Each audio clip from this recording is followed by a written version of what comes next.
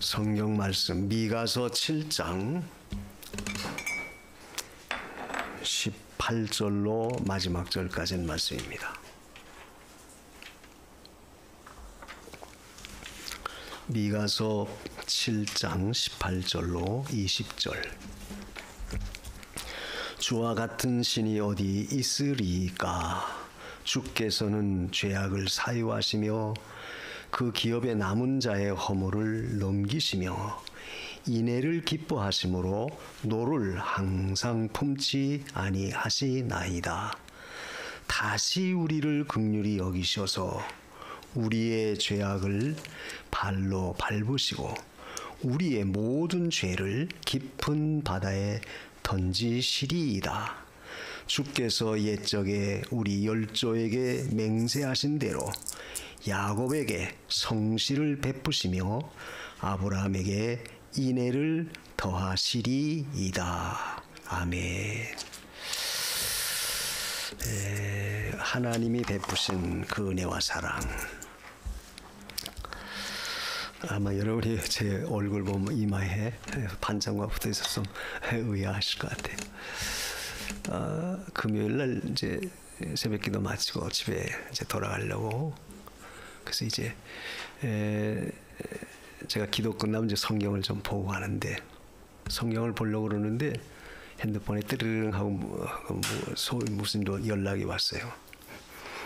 그래서 그걸 보고 그거 뭐 들여다보느라고 사실 성경 볼 시간이 없어서 그만 시간을 거기다 뺏겼어요. 그래서 이 기도실에 이제 일어나서 이제 물을 마시는데 갑자기 그냥 핑 돌면서 주저앉은 거예요. 순간적이었었죠. 그래서 이마가 이제 제 기도실에 오면 이 선반, 간이용 선반이 책 놓는 거기 이제 이렇게 부딪힌 겁니다. 그래서 이제 그 얼굴이 이마가 찢긴 거예요. 근데 처음엔 몰랐는데 보니까 피가 떨어져서 코피가 나는가 보다 했더니 거울을 보니까 코피가 아니고 이마에서 그 상처가 나서 피가 흘리더라고요. 그래서 아무리 지혈을 하려고 해도 지혈이 안 되는 거예요. 그래서 경비 아저씨를 좀 부르셔서 혹시 소독약이나 뭐 이런 거 있으면 좀 가져다 달라 그랬더니 마침 있다고 그렇게 가져오셨어요. 그래서 그렇게 해도 안 돼요. 그래서 할 수 없어서 이제 병원에 갔죠. 그때가 이제 한 8시 반, 9시쯤 됐는데, 그래서 가니까 또 이 꾸매는 거는 뭐 응급실로 가야 된대요. 그래서 거기서 이제 꾸며가지고 왔어요. 그래서 그때 반창고로 그냥 큼직한 걸 붙여줘가지고 아주 그냥 뭐 다니기가 얼마나, 그래서 모자를 쓰고 다니고.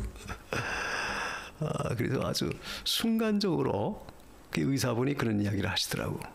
그 물 여러분이 혹시 잡수실 때 너무 고개를 뒤로 갑자기 젖히면 순간적으로 혈류가 뇌에 갈 때 그게 좀 이렇게 차단이 되는 수가 있대요. 그럼 핑 돌아서 어지러워서 쓰러질 수 있다는 거예요. 그래서 그날도 이제 끝나고 물을 마시는데 물 마시는 거 그렇게 크게 든 것 같지도 않은데 핑 돌면서 넘어진 거예요. 그래서 거기 선반에 이마가 딱 부딪혀가지고 가만히 생각해보니까 참 그래도 감사하다. 하나님, 그 선반이 옆에가 이렇게 날카로운데 거기에 부딪히지 않고 그 선반 가로로 딱 이마가 부딪혀서 상처만 나서.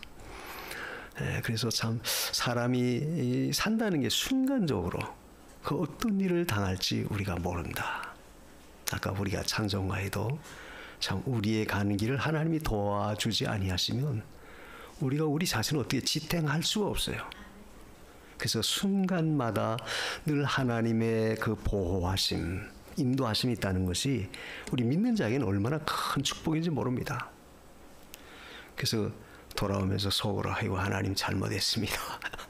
아니 기도 끝났으면 성경 보고 갈 것이지 뭐 핸드폰에 그 카톡에서 뭐 뜨링 소리가 났다고 해서 그걸 좀 보느라고 그 정보 몇 번 보느라고 한 15분 맞을 거예요. 그거 잠깐 보고 말았으면 되는데 다른 거 그러다 보니까 시간이 많이 지나가 버렸어요. 그러니까 하나님이 깨달으라고 그러셨구나. 그래서 우리가 일상생활 속에서도 참 그 하나님의 그 은총이라고 하는 것이 얼마나 우리에게 귀한지 우리가 사실 평상시에 그걸 잘 모르죠. 근데 어떤 일을 당해볼 때 그걸 절실히 우리 마음에 그걸 깨닫게 돼요. 그래서 산다는 것이 사실 어떤 의미에서는 정말 하나님의 절대적 보호, 하나님의 인도하심이 없이는 사실 우리가 어떻게 할 수가 없어요. 그 의사분 이야기가 제가 뭐 피부가 좀 두껍대요. 그래서 깊은 상처는 아닌데 길이 한 5cm 정도 아마 그렇게 좀 찢어진 것 같아요. 그래서 이걸 꿰맸는데 참 응급실에 가보니까 뭐 수시로 사람들이 뭐 수시로 드나 그래요. 별의별 사람들이. 그걸 볼 때 정말 하나님의 절대적 보호와 인도하심이 없다면 우리는 이 땅에서도 우리 마음대로 모든 걸 할 수 없구나. 뭐 그걸 우리가 지식으로는 늘 알고 있지만 실제 피부적으로 그런 일을 당해 볼 때 우린 더욱 하나님을 믿는다는 것이 얼마나 귀한가. 예? 아까 주의 피로 우리가 죄 씻음 받았네. 할렐루야 할렐루야. 하나님을 찬양하는 그 일. 참 믿는 자에게 얼마나 큰 은혜인지 몰라요. 그래서 오늘 우리가 성경을 이 말씀을 제가 택했을 때도 하나님의 그 완전하신 사랑, 우리를 온전히 구원해 주신 그 은혜가 참으로 귀하다. 왜냐하면 여기 보면 그 17절에 그런 말씀했죠. 18절에 주와 같은 신이 어디 있으리까. 이것은 이 미가 선지자가 하나님의 구원의 은혜를 노래하면서 결론으로 그 찬양한 소리예요. 주와 같은 신이 어디 있습니까? 이것은 주 외에 다른 신이 있음을 전제로 하고 말하는 것이 아니고 주 외에는 신이 없는데, 그런데 세상에는 많은 이방인들이 자기들이 섬기는 신들이 많잖아요. 그런 신에 감히 비교할 수 없죠.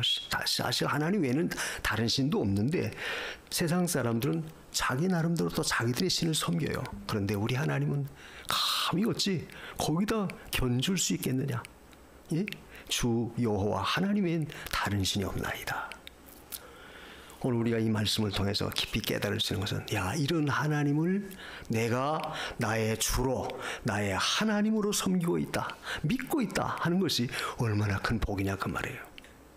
근데 단순히 이 미가 선지자는 그 이스라엘 백성들이 애굽에서 유다가 바벨론에서 돌아온 다음에 그 구원받은 그것만을 노래한 게 아니에요. 문제는 여기 우리 죄악을 다 사유했다. 18절에 그런 말씀했죠. 같은 신이 어디 있습니까? 그거는 우리 죄악을 사유해 주셨다. 이 말은 결국 근본적인 것을 해결해 줬다는 이야기예요.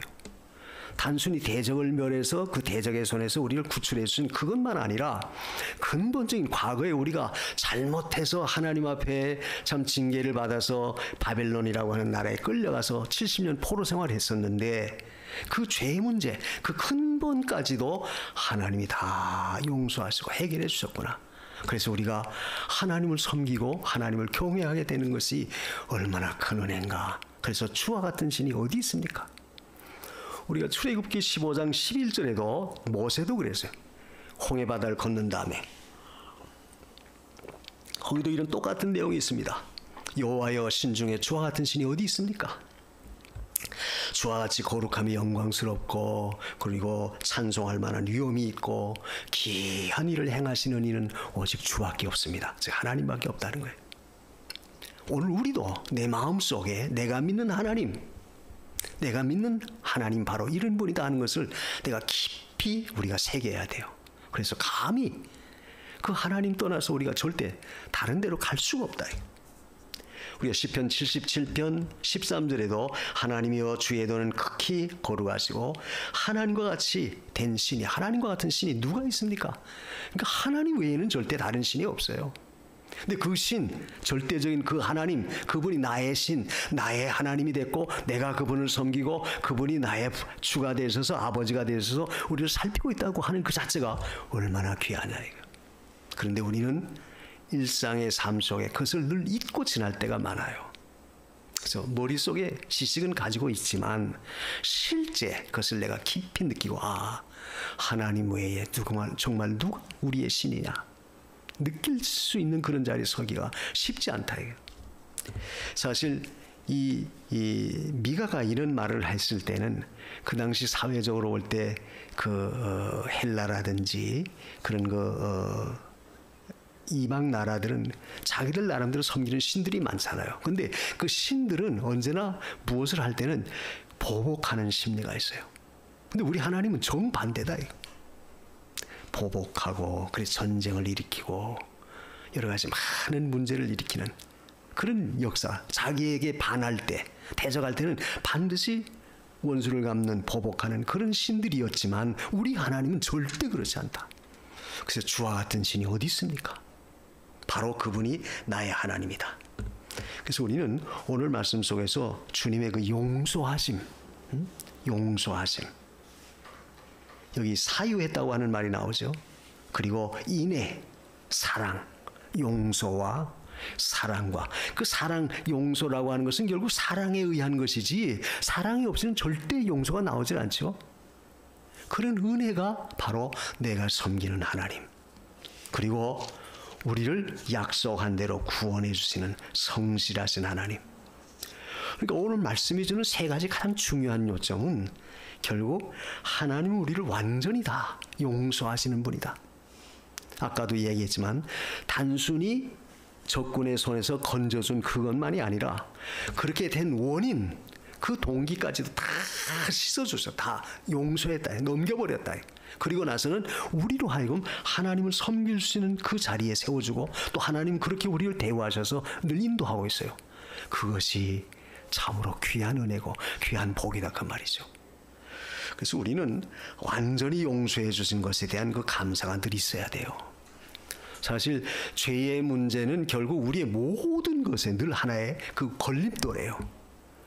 자, 성경의 중심 사상이 뭡니까? 결국 그리스도를 보내셔서 우리를 구원하시는 것이죠. 그럼 구원하신다는 전제는 뭐예요? 결국 죄 때문에 우리가 영원한 하나님의 심판을 면할 수 없었는데 결국 그 죄의 문제를 해결하기 위해서 그리스도를 보내셨고, 그래서 십자가에 대신 피 흘려 주심으로 우리가 그 은혜를 힘입어 구원을 받았다. 그렇다면 단순히 우리가 구원받은 것으로 만족해야 되겠나? 우리는 한 걸음 더 올라가서 나가서 그 하나님을 내가 섬길 수 있는, 또 하나님은 나의 아버지가 되시고 나의 주가 되셔서 우리와 함께 하신다는 그 사실, 이걸 깊이 인식해 나갈 때 우린 그 가운데서도 하나님 앞에 감사할 수 있어요. 그래서 자, 오늘 말씀같이 주와 같은 신이 어디 있습니까? 주와 같은 신이 어디 있습니까?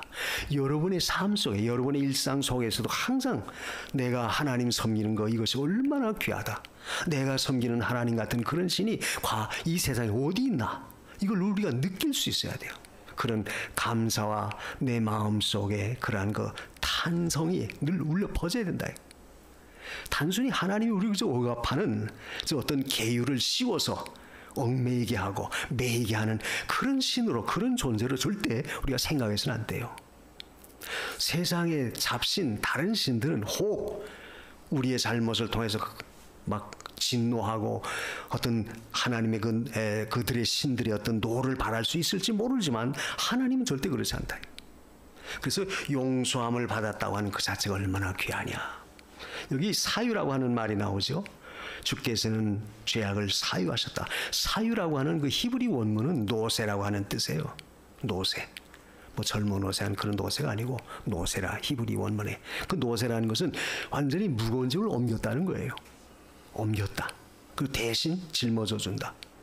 그러니까 우리 무리의 죄악들, 이사야 53장 6절에 이사야 선지자는 그랬죠. 예수 그리스도는 어린 양, 우리에게 친히 제물이 되셔서, 하나님 앞에 제물이 되어주셔서 우리의 모든 죄짐을 다 옮기셨어요. 어디로 옮겼느냐? 당신이 다 짊어지셨다. 그래서 구약의 제사는 반드시 짐승을 가지고 와서 어떤 사죄, 번제를 드려서 사유함을 얻게 됐죠. 그런데 그때 그 짐승, 제물은 반드시 가지고 온 사람이, 죄 용서 받기 원하는 사람이 그 짐승의 머리에 반드시 안수를 해야 돼요. 그 규례가, 의전이 꼭 안수를 합니다. 그 안수하는 이유는 내 모든 죄는 이 짐승이, 이 소나 양이나 염소, 비둘기가 다 짊어졌다. 내 모든 죄는 여기에다 옮겨갔다. 그게 바로 뭐냐? 사유다, 이 사유. 용서하심. 그래서 그런 내 모든 것은 결국 그리스도가 다 짊어지시고 내 모든 죄짐을 옮겨주셨어요. 그게 바로 사유함이에요. 그래서 성도에게 있어서 이 죄 사유함을 받았다라고 하는 이 은혜는 우리가 엄청난 힘이 돼요. 왜냐하면 하나님 그 죄에 대한 또 다른 어떤 정죄함이 필요하지 않다. 우리가 로마 5장 1절 이하에도 보면 그랬죠. 그리스도 안에 있는 자는 절대 정죄함이 없다. 정죄가 없어요. 왜? 주님이 대신 다 모든 걸 그 내 죄값을 다 받으셨고 우리의 모든 죄짐이 다 그리스도에게 다 옮겨갔다. 그래서 주님이 대신 다 그걸 해결해 주셨어요. 그렇기 때문에 예수 안에서 있는 우리에게는 다시는 정죄함이 없어요. 정죄함이 없으니까 죄를 져도 된다? 물론 그런 말은 아닙니다. 정죄함이 없다라고 하는 말은 죄책을 우리가 완전히 하나님 앞에 면제받았다는 것. 죄에 대한 책임은 뭐예요? 죄책은 반드시 죄값은 지옥, 사망이죠. 영원한 지옥에 가야 돼요. 근데 그것을 주님이 대신 받아주셨기 때문에 우리 그것은 절대 면제받았어요. 그리고 요한복음 5장 24절에도 우리가 사망에서 생명으로 옮겼다. 심판에 이르지 아니한다. 그 말씀 자체가 바로 이런 사유하심의 은총이 우리에게 와 있음을 증명해 주는 거예요. 그래서 성도는 언제나 항상 이 사유함의 은혜를 절대 잊지 마십시오. 우리가 에베소서 2장 1절에도 그랬죠. 허물과 죄로 죽었던 너희 살렸다. 그 한 절 말씀 속에 죽었었다. 그리고 다시 살렸다. 죽은 자를 살렸다. 자, 세상에서도 육신이 죽어가는 사람 살렸다고 해보세요. 지난번에도 어떤 막 숨이 끊어진 사람을 갖다가 소방관이 위급 환자 이건 뭐라고 그래요 이걸? 심폐소생. 응급 심폐소생술을 해서 살렸다는 그 보도가 나오죠. 그럴 때 그 부모가 너무너무 감사해서 그 소방서에 대원들한테 무슨 통닭을 보냈다 그런 뉴스가 나옵니다.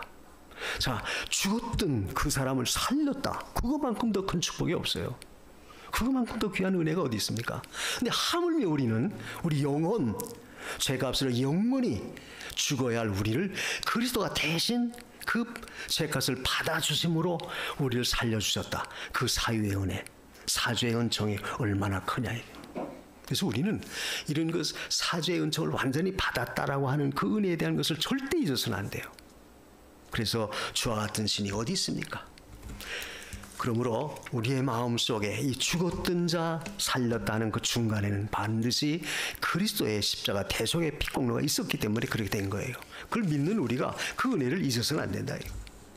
그리고 또 한 가지는 여기 17절의 말씀을 보면 18절에 보면 죄악을 사유했고 그 기업에 남은 자의 허물을 넘기셨다. 남은 자의 허물까지 넘겨줬다. 남은 자는 누굽니까? 남은 자는 말 그대로 하나님을 배반하지 않고 끝까지 남아있는 자. 이것은 우리가 열왕기상 19장 8절에 보면 아합과 이세벨이 하나님 섬기는 자를 다 멸할 때 그때 모든 백성들 대신이나 장관이나 모든 신하들이 전부가 다 바알을 섬겼죠. 그때 놀라운 것은 그래도 하나님 그 중에서 7,000명을 남겨뒀다 그랬어요. 남은 자. 그러니까 바알에게 무릎을 꿇지 아니한 자 7,000을 남겨뒀다. 그 남긴 자라고 하는 것은 결국 변절하지 않고 신앙을 배반하지 않고 하나님을 거역하지 않고 끝까지 신앙의 정절을 지킨 자예요. 그런데 놀라운 것은 남은 자의 허물을 넘겼다. 남은 자도 허물이 있다는 거예요. 이 말은 예수 그리스도의 피로 죄사함 받아서 하나님을 경외하는 하나님의 백성 남은 자 속에도 결국 이 허물이 있다는 거예요. 그 허물이 뭐겠어요? 결국 우리가 예수 믿어서 구원받고 죄사함 받았지만 아직도 내 안에는 반드시 허물된 죄의 근본된 요소들이 남아있다는 거예요. 물론 그것도 하나님 다 용서하셨어요. 다 용서하셔서 사유해줬습니다. 사유해줬는데 사유함을 받은 우리도 죄사함 받은 우리 속에도 아직도 죄악된 근본은 아직도 남아있다. 그래서 늘 꿈틀거려요. 우리 마음속에 어떤 이 탐심이 꿈틀거립니다. 그래서 옛사람의 근성이 우리 마음속에 일어나요. 때때로 우린 미움도 나오고 때로는 시기심도 나오고 때로는 자기라고 하는 자아가 살아서 날뛸 때도 있고 이게 다 뭐냐면 남은 자 속에 남아있는 허물들이에요. 그것까지도 어떻게 하셨느냐? 넘겼다고 하는 이 말은 그 노트에다 빽빽히 모든 그 허물 잘못된 걸 다 기록을 했는데 그 재판관이 그걸 보고 다 넘기는 거예요. 이걸 보고 네? 다 넘겨요. 왜 넘겼느냐? 순전히 하나님의 그 사랑, 은혜로 그걸 다 넘겨준 거예요. 그러니까 그 우리의 허물들을 낱낱이 다 보고 네가 이런 죄를 졌구나, 네가 이런 잘못이 있구나. 만약 그것을 일일이 다 따지시고 거기에 대해서 책임을 추궁한다면 우리는 하나님 앞에 설 자가 한 사람도 없어요. 남은 자의 허물을 넘겨주시는 하나님의 그 크신 은혜, 우리가 찬송가 404장에도 있죠. 그 404장에 무슨 찬송가예요? 그것은 하나님의 사랑. 예? 다 기록해도 하늘에 쌓을 곳이 없다. 그 크신 하나님의 사랑. 그 모든 것을 다 넘기셨어요. 오늘 저나 여러분이 하나님 앞에서 우리의 허물들을 다 내놓는다면 그것을 주님이 다 따지셔서 주상 같은 그런 진노를 나타내신다고 한다면 우리가 감히 어떻게 이 자리에 나와 서 있었고 이 자리에 어떻게 앉아 있어요? 못해요. 근데 하나님은 다 넘기셨어요. 다 용서하시고 그래 다 넘겨줬다.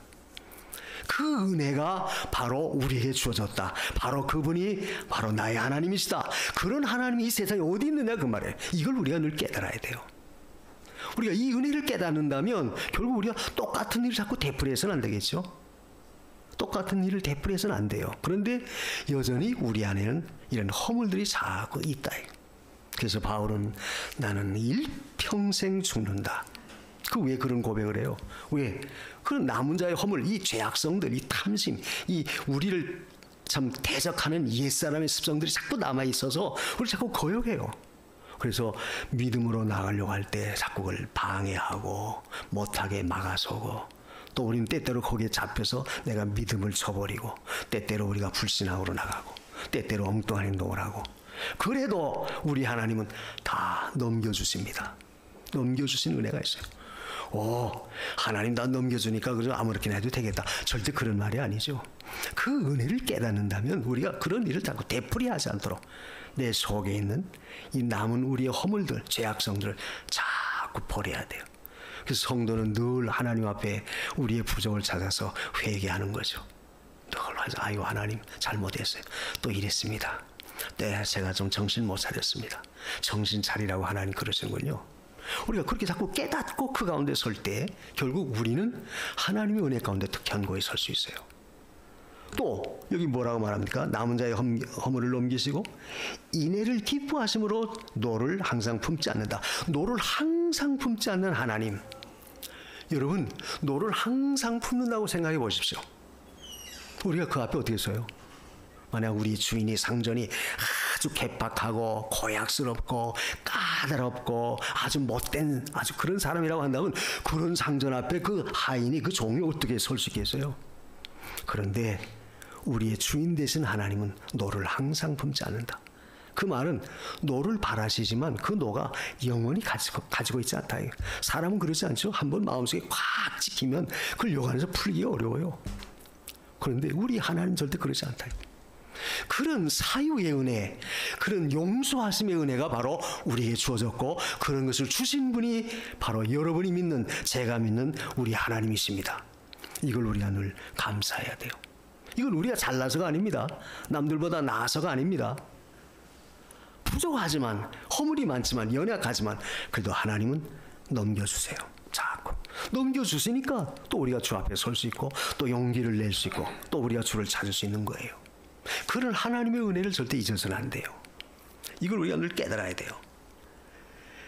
만약 하나님이 다 그래서 일일이 다 기억하고 일일이 다 지적한다면 우리가 어떻게 숨통이 막혀서 어떻게 서겠어요? 못하죠.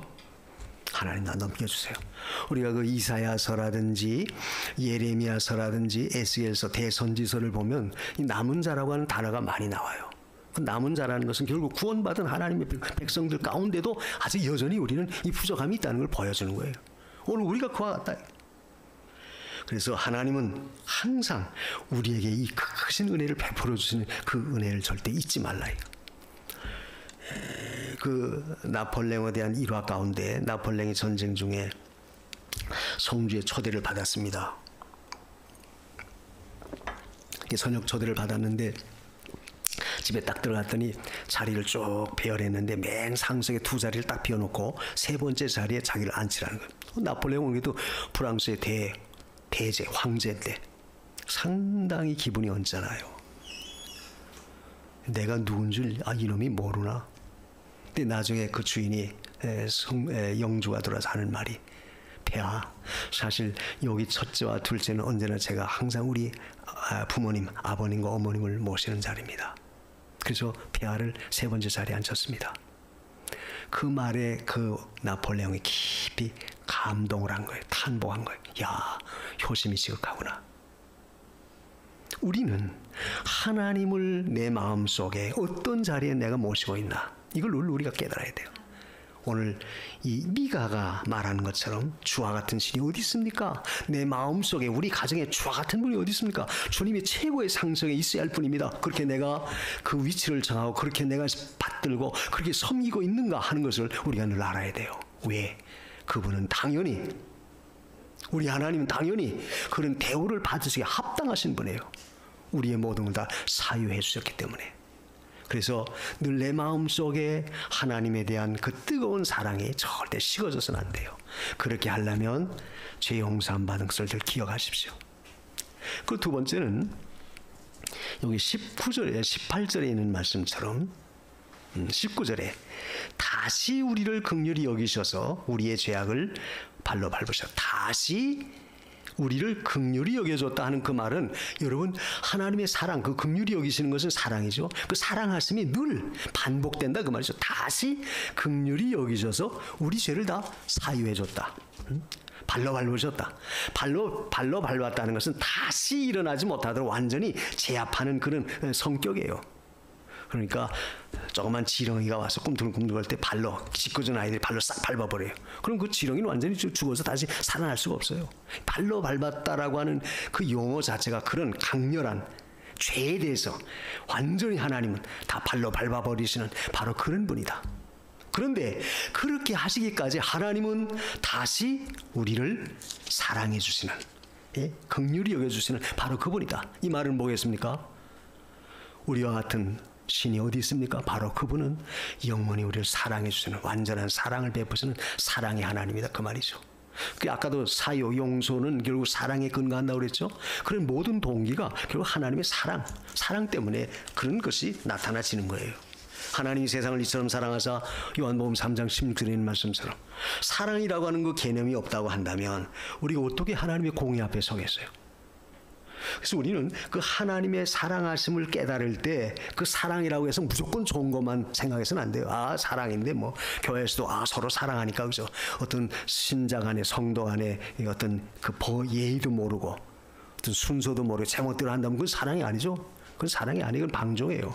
사랑이라고 하는 것은 철저하게 어때요? 규례를 지키는.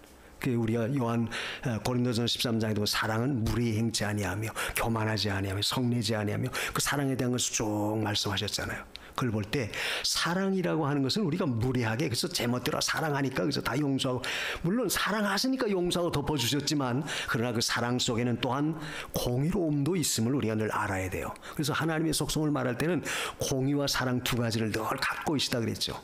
그 공의는 뭐예요? 죄에 대해서는 절대 용납지 아니하시는 하나님, 죄에 대해서는 추상같이 그걸 지적하고 그 죄값을 물으시는 하나님. 그래서 우리가 그 사랑에서 우리를 건져주려고 독생자 보내셨고 우리를 그 피값으로 건져주신 거예요. 그게 바로 사랑입니다.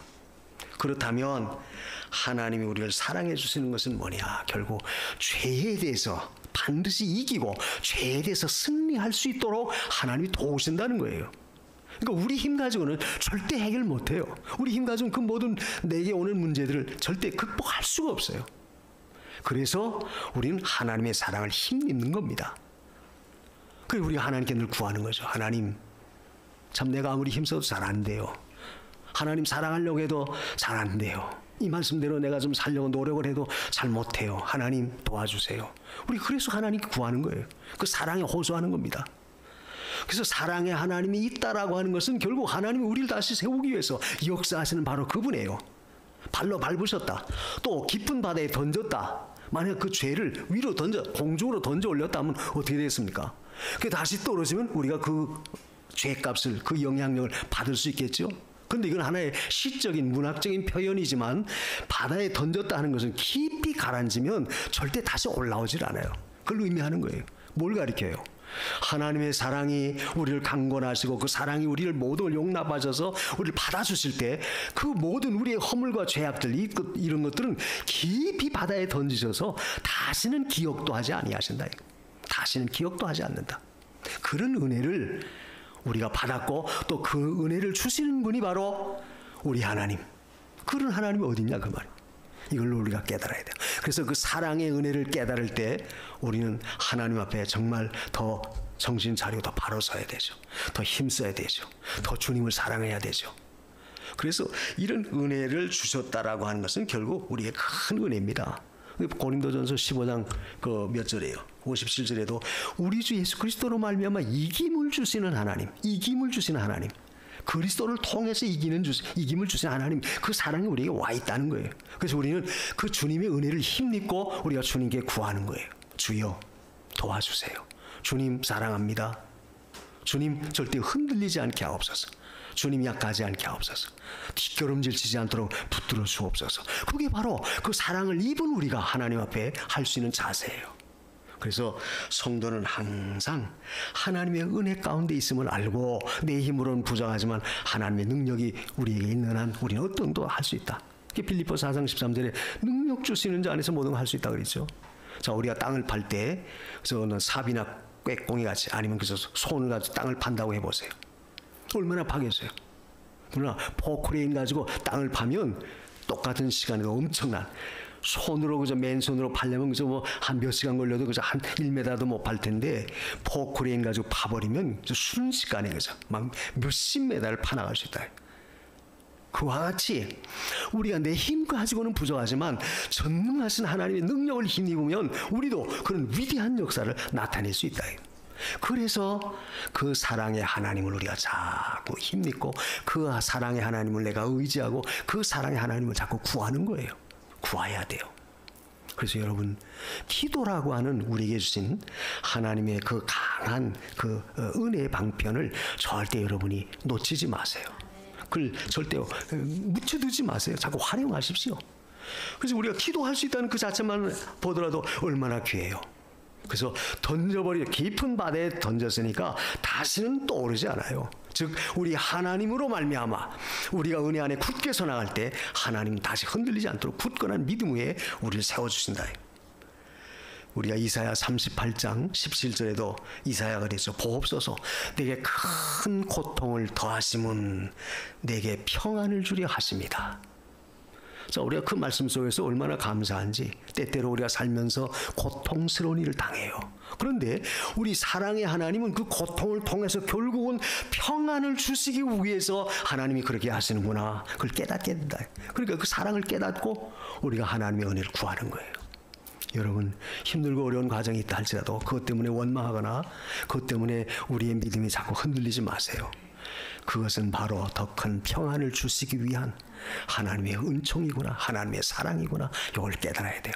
그럴 때 하나님께 우리가 찬송할 수 있고 감사할 수 있습니다. 그리고 마지막으로 오늘 말씀 속에 하나님의 이 엄청난 그 은혜의 역사, 이것은 곧 뭐냐면 약속하신 대로 반드시 이루신다는 것을 여기 20절에 말해요.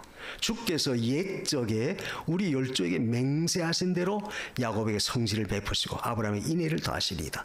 성실하심과 인애하심을 가지고 우리에게 약속한 것을 틀림없이 지켜나가시는 하나님이시다. 바로 그분이 나의 하나님. 그런 신이 어디 있느냐? 바로 그런 뜻이에요.